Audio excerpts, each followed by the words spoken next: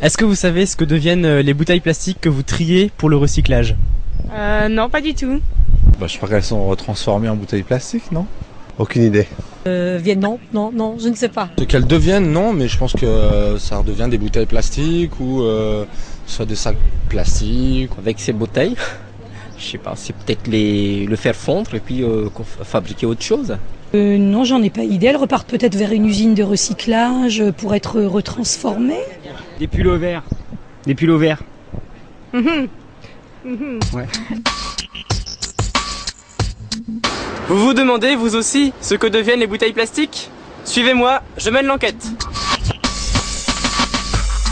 Tu vois, Augustin, les habitants déposent les bouteilles et flacons plastiques dans les bacs, les sacs ou les conteneurs pour la collecte sélective. Des camions spéciaux les emmènent dans un centre de tri.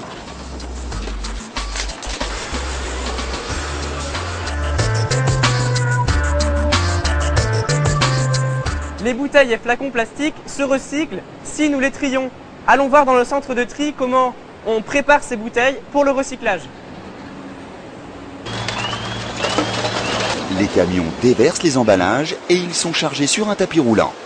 On les secoue pour enlever les petits déchets et on les sépare par catégorie. Papier carton, briques, journaux magazines, acier, aluminium, bouteilles et flacons plastiques. Tu vois sur la table de tri, les trieurs séparent les bouteilles transparentes claires, les bouteilles foncées et les flacons opaques. Ils sont stockés dans des cases. On les compacte dans une presse en gros cubes pour pouvoir les transporter vers les usines de recyclage. Donc les bouteilles plastiques triées sont compactées en gros cubes pour faciliter le transport. Ici, derrière moi, nous avons des balles de bouteilles opaques, telles que le lait et la lessive par exemple. Ici, nous avons des balles de bouteilles transparentes colorées. Et enfin ici, il y a des balles de bouteilles transparentes incolores. Vous voyez, on est en train de charger dans ce camion des balles de bouteilles de plastique triées. Nous allons voir où ce camion les emporte. Près de Beaune, on fabrique des paillettes avec les bouteilles transparentes. Tu vois, les balles sont stockées devant l'usine. Après avoir coupé les fils de fer, un opérateur pousse les bouteilles sur le tapis qui les emmène vers un grand tube, le trommel. Elles sont secouées pour enlever les petits déchets et la vapeur d'eau chaude décolle les étiquettes. Regarde, c'est impressionnant. Les machines de tri automatiques reconnaissent chaque bouteille et éjectent toutes les erreurs. Ensuite, un aimant enlève les objets métalliques. Les bouteilles sont broyées en petits morceaux qu'on appelle des paillettes. Dans des grandes machines à laver, les paillettes sont frictionnées pour ôter la colle et toutes les saletés. Ici, les paillettes de bouteilles coulent et les paillettes de bouchons flottent. C'est ainsi qu'on recycle les bouchons à part. Tu vois, les paillettes de bouteilles sont essorées et séchées, prêtes pour le recyclage. Les bouteilles sont devenues des paillettes de plastique propre. Allons voir qui va les utiliser. Ici, Augustin, nous sommes à Colmar. Les paillettes sont stockées dans ces silos et on les utilise pour fabriquer des nappes, mais pas pour les tables. Ces nappes sont posées sur les toitures plates des immeubles et enduites de goudron pour empêcher l'eau de pénétrer.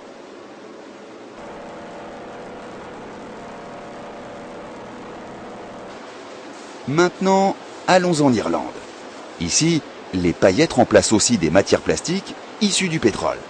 Les paillettes sont fondues dans une machine. La pâte de plastique mou passe à travers de petits trous pour devenir des filaments très très fins. Ils sont étirés, frisés, trempés dans des bains, coupés et deviennent des fibres. Tu vois, on dirait du coton. Ah oui, avec les paillettes, on fait des fibres. Mais avec ces fibres, qu'est-ce qu'on fait? Allons dans cette usine du nord de la France. Les fibres textiles sont utilisées pour rembourrer les couettes, les sacs de couchage, les polochons. Tu vois, Augustin, tous les soirs, tu t'endors sur un oreiller plein de bouteilles recyclées. Finalement, on utilise tous les jours des produits fabriqués à partir de plastique recyclé. Mais est-ce que vous savez qu'on peut fabriquer de nouvelles bouteilles à partir de plastique recyclé? Mais oui, c'est maintenant possible. Près de Beaune, les paillettes sont fondues comme des spaghettis et coupées en granulés. Selon un procédé de très haute technologie, on extrait des granulés tous les contaminants. Ces granulés très purs vont servir à faire des préformes.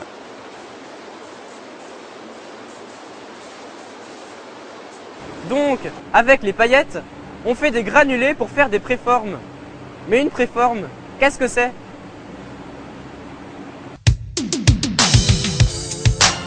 Regarde Augustin, dans cette usine, les granulés sont fondus.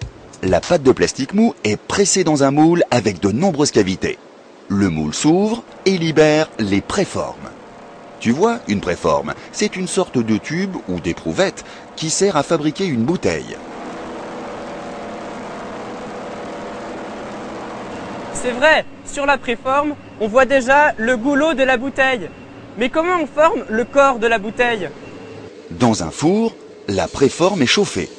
Coincée dans le moule de la bouteille, une tige étire la matière et un jet d'air puissant la colle sur les parois. Le moule s'ouvre et la bouteille apparaît, prête à être remplie. C'est pour cela qu'on dit qu'on souffle une bouteille. Toute l'astuce est de concevoir des bouteilles en utilisant le moins de plastique possible, tout en créant des formes originales. C'est le résultat des efforts de prévention des industriels.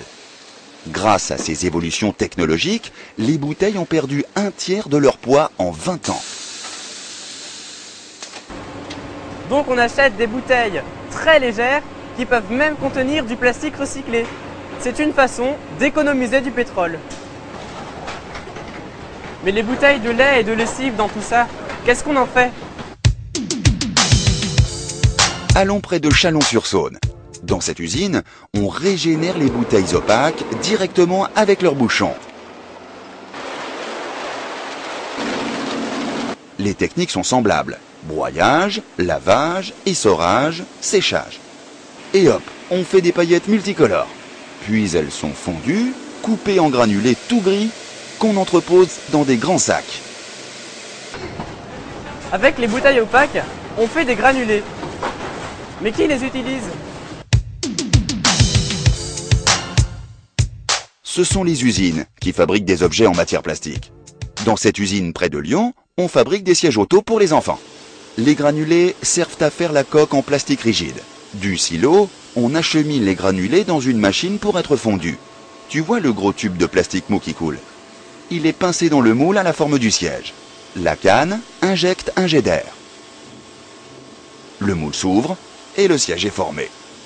Ici, c'est génial. Un robot détourne très soigneusement toutes les découpes de plastique autour du siège.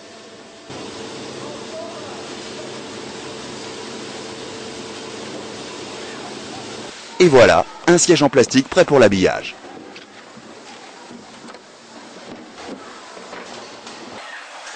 Les sièges sont assemblés sur la chaîne de montage et emballés dans des cartons.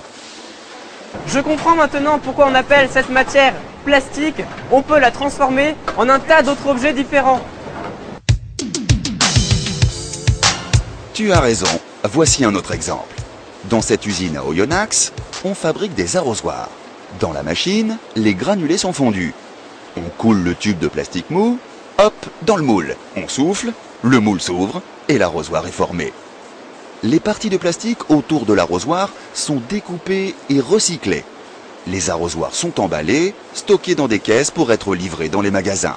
Tu vas pouvoir arroser le jardin. C'est vrai qu'en reniflant bien, on retrouve même une petite odeur des flacons de lessive. Et oui, et on sait même fabriquer de nouveaux flacons. Dans cette usine, près de Dijon, on fabrique des emballages pour toutes les grandes marques.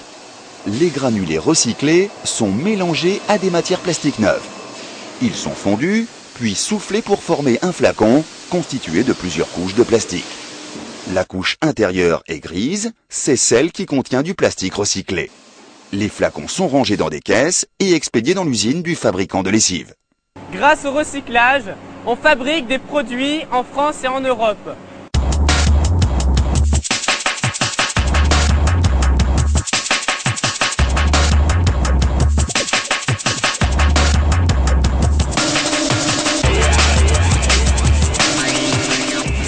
On On économise du pétrole et on crée des emplois.